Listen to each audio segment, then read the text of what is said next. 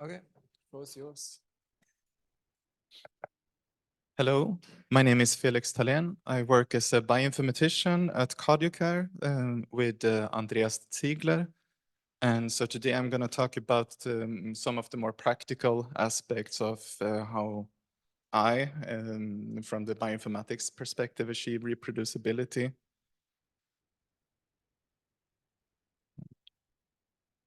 Okay, so yeah, this is not going to be applicable maybe to the wet lab. The only thing that we are concerned with today is the computational aspects.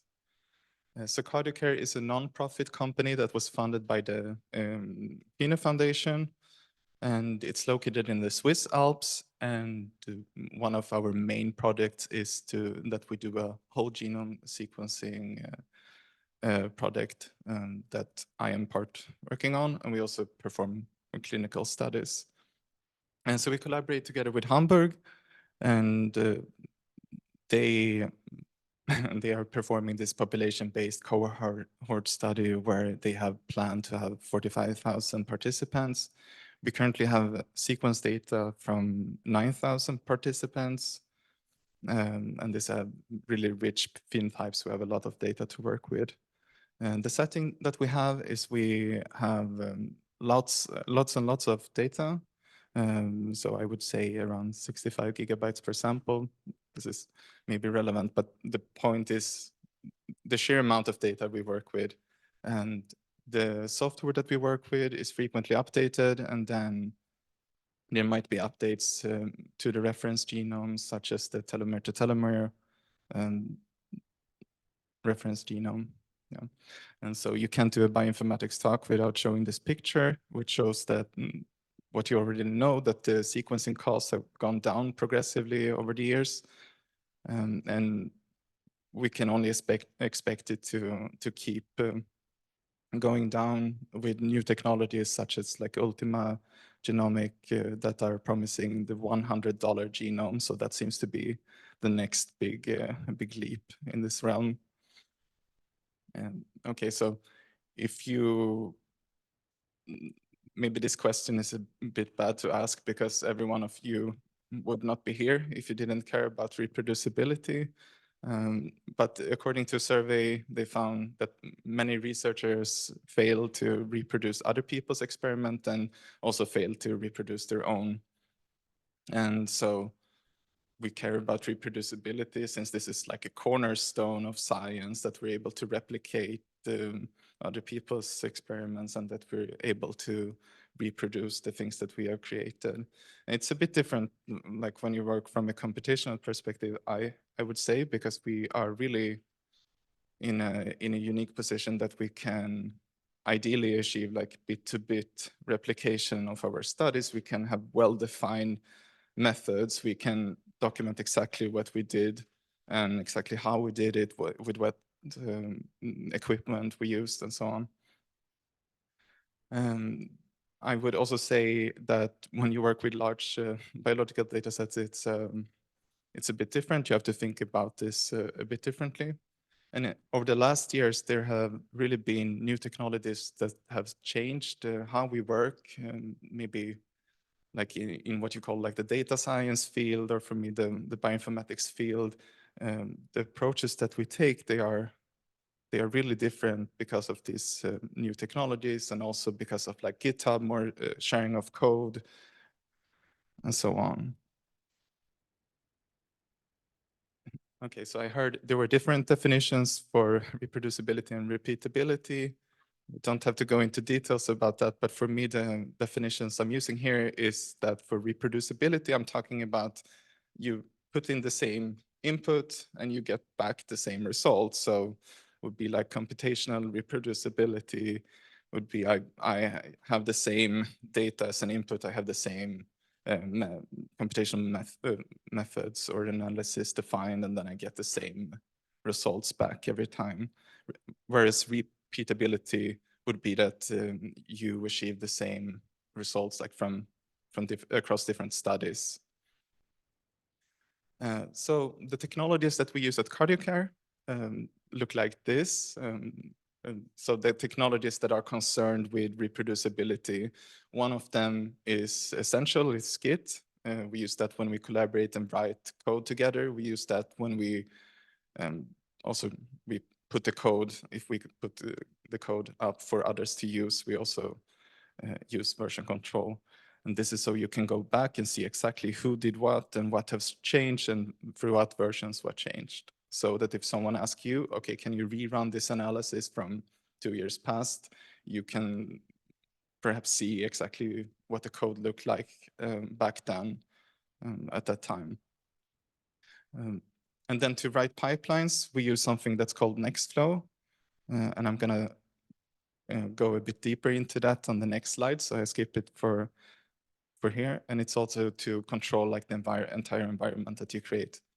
And then also for the environment, we also have containerization through Obtainer. And this we use to control the environment. And so we have this container setup. We use Obtainer for that. And lastly, we also use Markdown and Quarto, and that's just for creating the documentation, which I think is quite essential to achieving reproducibility. And so some of the key things that I think about when I think about like how we can do this is that we automate as much as possible. We try to reduce the human intervention as much as possible. And this doesn't only have to do with reproducibility, it also has to do with scalability. If you want to do something on a large scale, the data size that we are having, then you really need to automate it as much as possible. And you want to reduce the number of dependencies because they can really be what breaks like your pipeline or your workflow in the future. You might rely on things that are not well supported or that are not well tested, that are not, that maybe they were never working or maybe they will stop working in the future. It's also a good idea to have like an idea of, okay, when I leave the project or if the project ends at some point, like what happens to the things that I produce and how can I ensure that other people can benefit from the code and so on that I produced. One important thing is data integrity, and this is what happens like when you work with large amount of data. You want it. What can happen is then like data corruption, some changes, maybe just a small bit flip to the data. And so one of the things we do regularly is we use checksum algorithms to verify that the data that we retrieve is the same as the data that someone sent us. It basically summarizes all of the data into a small string of characters or numbers. And this string of characters or numbers won't be the same if the data changes anyway. So if like one bit flips, if one of the letters changes in a text document, then the checksum algorithm would be different. So to me, one of the most significant changes over the past years have been the wide adaptation of what's called workflow management systems. So those would be like SnakeMake or Nextflow. Some of you might already be familiar with this. And so back in the bad old days or in the old days, one would use like bash scripts or R scripts or make files and string everything together this way. And this is of course fine, like like many things in computation, you can get the thing you want to get done with in many different ways, but some tools can be like more helpful, especially if you want to focus on making things reproducible. And so with this system, why we use them, I think, is that it makes our analysis and our pipelines more reproducible. And they also make them more scalable, that we can apply them to larger data sets, and also that we can use them across different systems. In our case, it's like a Linux cluster that we have set up where we are. Okay, and at Codicare we use Nextflow, and this is based on experience. We chose this. I think like whatever you end up choosing, it doesn't matter so much. It's good that you use something and that you have like one approach to achieve reproducibility in some kind of way. And so what Nextflow does, it strings together different command line tools. So that could be any language, any software that you want to use. It's made for bioinformatics software, but it's not necessarily limited to bioinformatics software. No one is like, just no one stopping you from using any other type of data or any other type of software. It's really flexible in this way. And it also applies to the you can use it with, if you have like a cluster, a Slurm-based cluster, you can use it if you are using the cloud. This I feel is really helpful if you want to deploy your software, or if someone else wants to use your software. It provides some container management. I will talk about what this means. It's trivial to parallelize things. So if you use Bash and the shell, for example, you might use GNU parallel or something similar to get things parallelized, which is like one of the most common tasks. I feel like if you work with a huge amount of data is, okay, how do I get this like done faster? Okay, I parallelize it. If you use Nextflow, you don't necessarily have to do it you don't have to specify everything in a complicated manner. And one thing I really love about this software is that it saves or it like stores intermediate files, so that if your pipeline runs into an issue because maybe you made a mistake in your code, and maybe up until that point you spent like 1 hour or several days running your pipeline, you can resume from the point of failure, so you don't necessarily have to like redo everything. The very basic concept in Nextflow is that you have a bunch of processes. So a process just defines a task. So that's like you have a software that you want to run that performs some kind of operation. It takes some kind of data. Okay, so that's the process. It performs one task, and then you can have many processes string together. And that's what we would call like a workflow or a pipeline, a collection of processes. And these processes, they only communicate through these channels, which is like a list of data. And as you can see here in this illustration, you have like one process performs the task on each like data or data set individually in parallel as soon as it's accessible and available.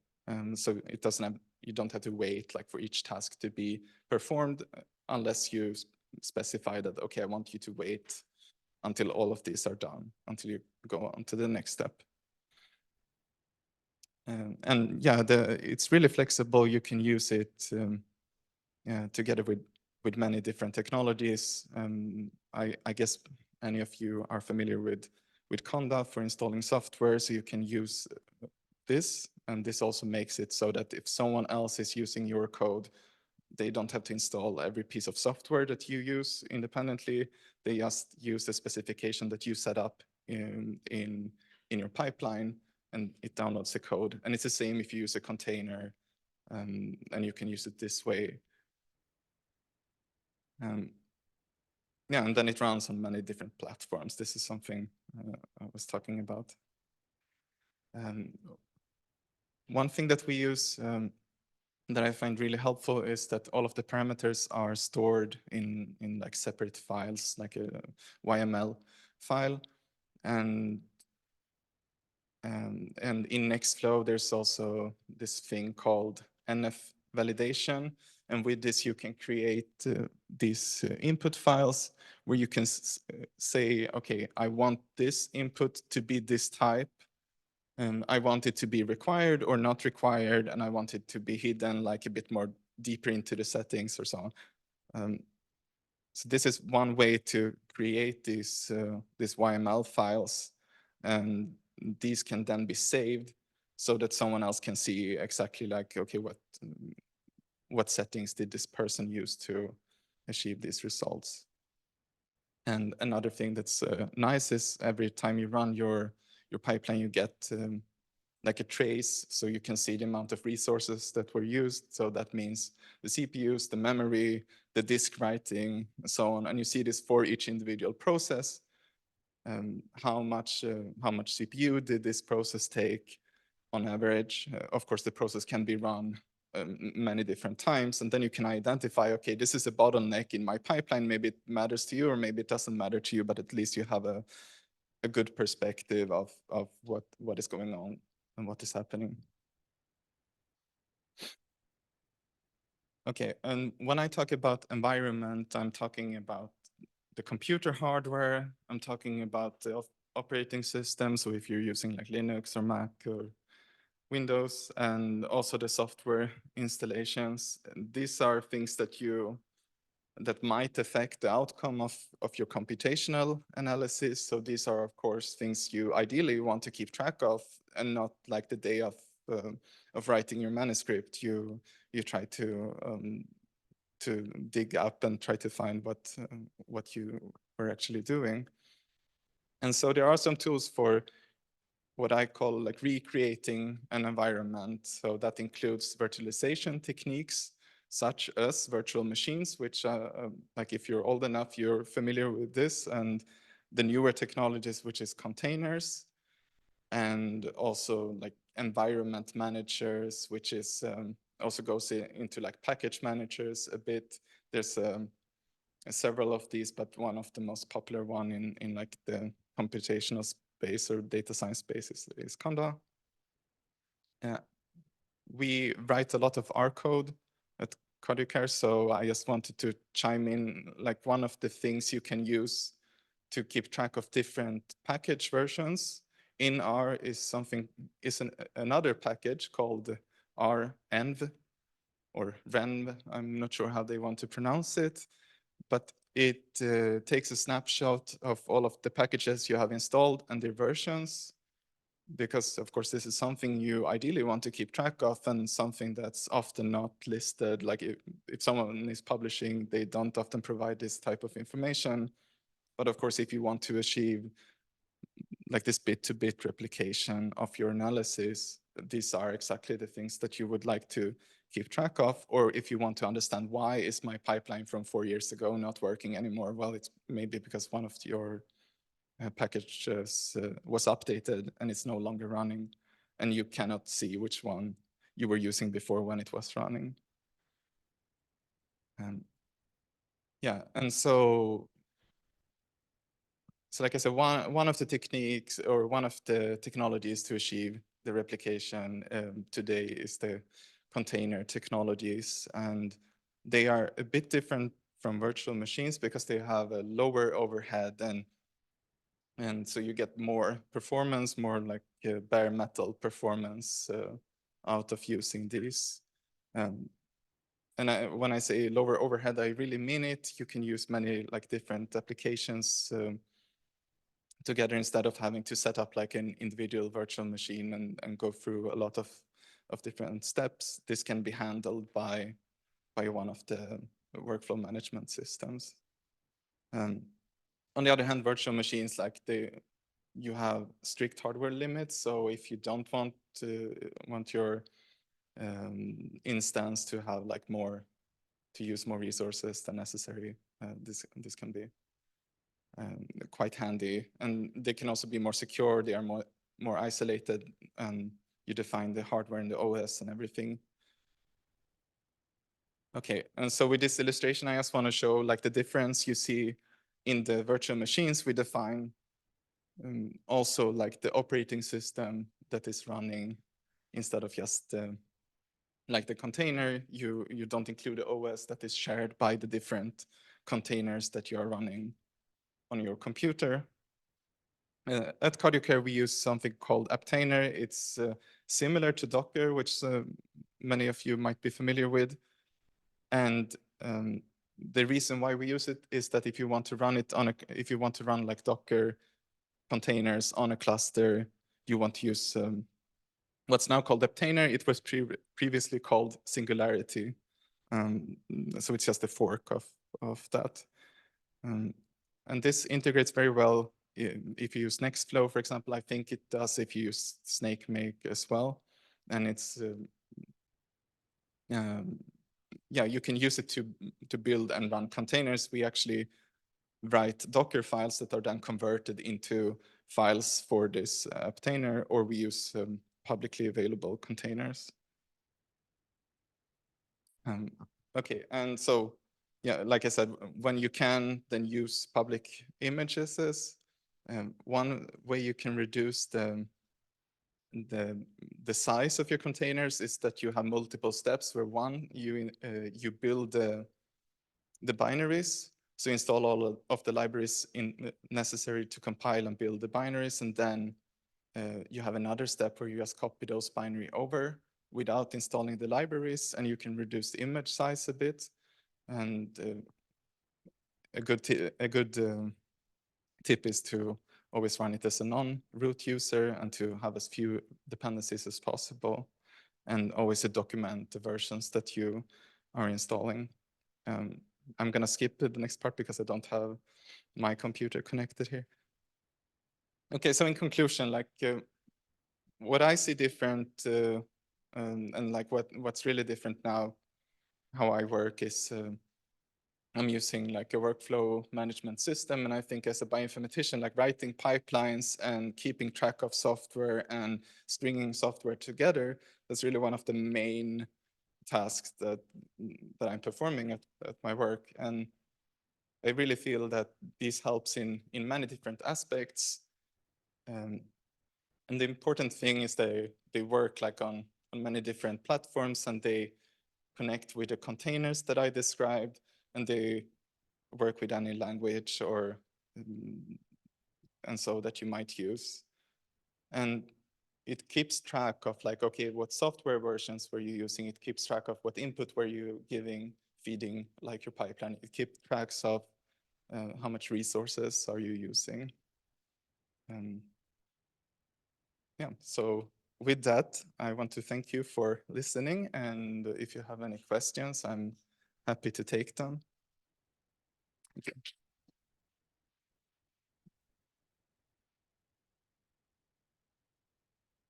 Great, thanks, Felix.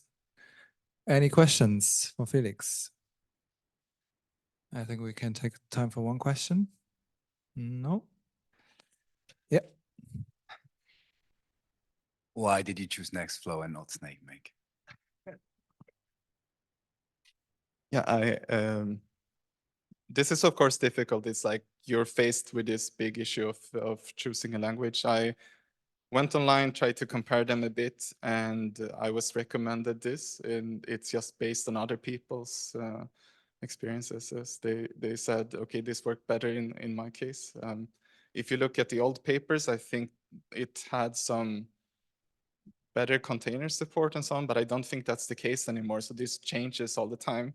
I feel like it really doesn't matter. Like, I think you can achieve the things I'm talking about here. I think you can achieve them using both of these. This is what I got familiar with, so this is why we continue to use it. It was actually one of the first decisions we had to make when starting. One of the bioinformaticians was used to SnakeMake. I was used to Nextflow. Then we rolled the dice. No, then it was like, okay, who wanna be responsible teaching the others how to use it? And I gave in. So Okay, great. Thanks again, Felix. Very nice talk. We can give to Daniel. Yeah. And last